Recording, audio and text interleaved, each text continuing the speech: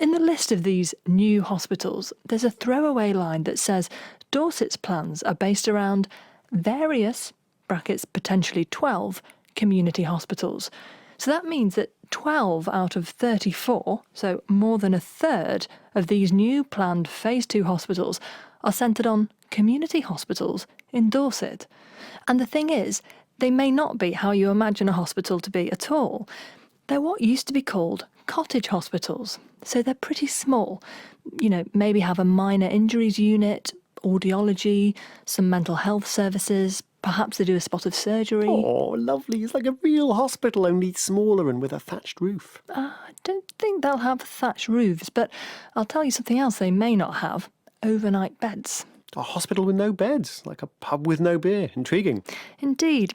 The people at Dorset NHS Trust are keen to tell us that the number of beds fluctuates, but at the moment, 4 of them don't have any beds at all.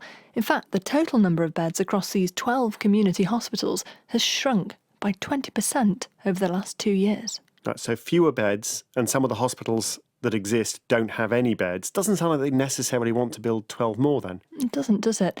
Especially because the reason one of the places scrapped all their beds was because, you guessed it, they didn't have enough nurses to attend to them. So we already know we're not getting 40 new hospitals straight away, and it sounds like we aren't really getting that many new hospitals at all. Well, not necessarily. Some renovations, some vague intentions, some very small hospitals that aren't actually the kind of hospitals anyone is thinking of. That's right. Old hospitals will be spruced up and get some new bits, and if you fast forward 10 years into the future, you may even find that some of the existing hospitals have been knocked down and there's a hospital 2.0 in its place. In fact, even 10 years may be optimistic. It takes ages to plan and build a whole hospital. No surprise to anyone who's ever watched Grand Designs or had a loft conversion. Also, let's not forget, there's no guarantee of funding for building of any of these Phase 2 projects at the moment, only for trusts to put together a plan.